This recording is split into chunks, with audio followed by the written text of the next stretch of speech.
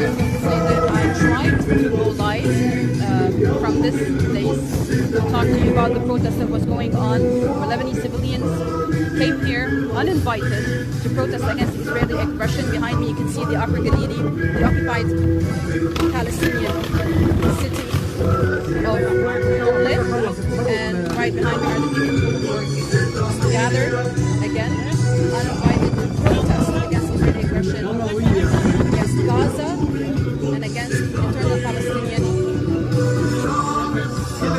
the occupied Palestinian city.